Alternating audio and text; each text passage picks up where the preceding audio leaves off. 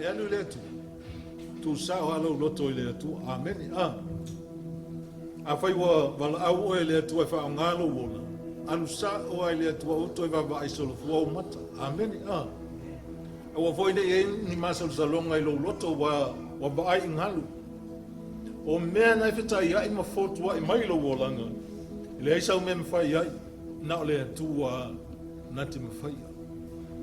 Ai whaafitai e lu i ai tātou, e whapena voi tātou wa i oso i lo loto le mānei o le upo le atua. Ai whingatai ana e whaatinoa o na o wa manatu. Amen. Amen. Me voi nai alaina le tupu le upo le atua i le olo tangata. Leanga o le whai e o manatu o tangata. Ai paua me sa vali luma whai mai tu se whata o to awane i e whete patepa i le tuanga vale le tu tamtau wha sa o luma o mata. Mau lau mata i a wha sanga tonu luma. Ai ia sili o na leo leo ino lo loto wai te tepa loa iau ta wha mai a wawai solo. Amen Tele i o mea e wha le tonu wai. Ai vai ai luma na o wawenga le atua me whitai ai malolo. Malesi. Tele lo voi ai po le meua tau.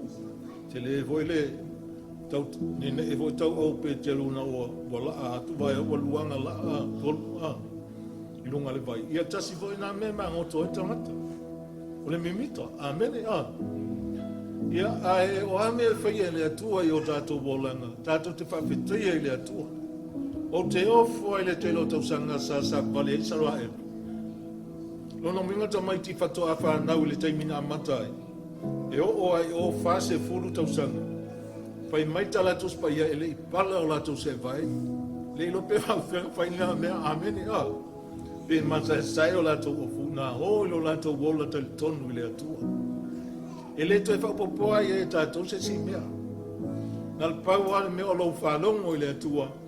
Ma e ola tali tonu i le atua o stai me whai mai le atua i ate oe. O na whaia leo le atua o mea nei te mana oai. Amen. O ia le atua le suia o na nafi ma le so.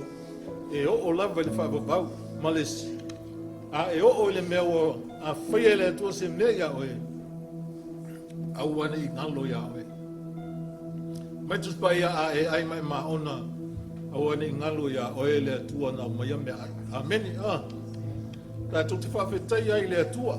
O ia o lo tātou wha moe mea umalava, ma vi ia le atua tātou wola e Samoa, tātou wola e tono o lotu.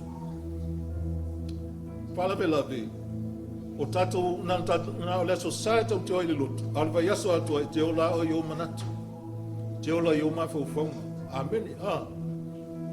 E te ola i lau skaili, lo waulanga, lo lifestyle sa iai, o le mea voi whanau kau upu mai o, palau wale mai o le si piko, ai te lotu wa, e te alua i le lotu.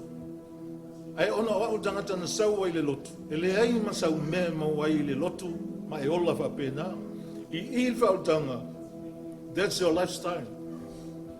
Tu sa wa e ola i le olanga o Yesu. Wa au mai e Yesu, le ola i tonu ia oe, ma nei a te le tala, paulu mai e le oto e ola au, ke riso la e ola i tonu. Aso le olanga. A whaina e talia Yesu, nai vaai a Yesu. Ola wa fesili, se tali mai la se, nai vaai a Yesu te mina e talia.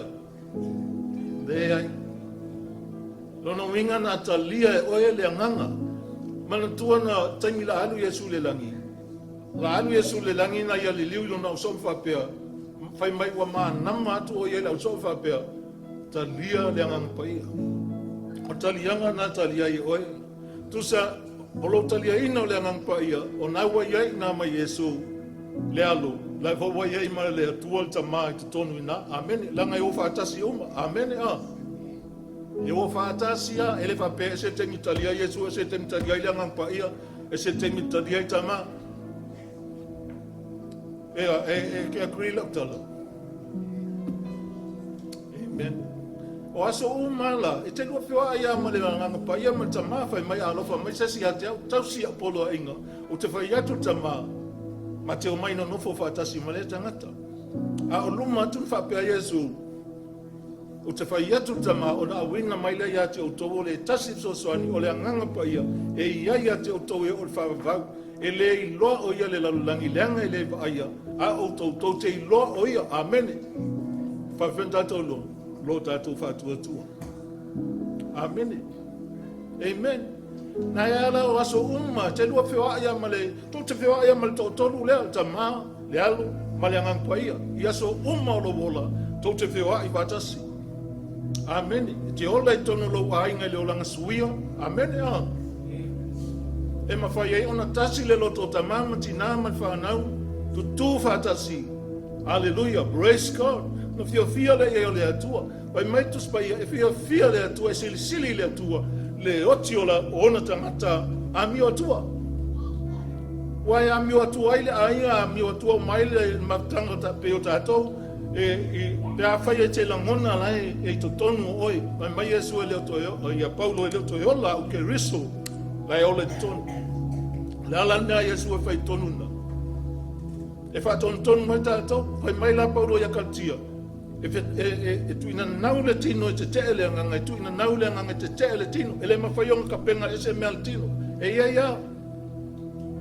Ai e whai tu le iai. Whai mai la on mena e le e whai e tātou mea le mwhain.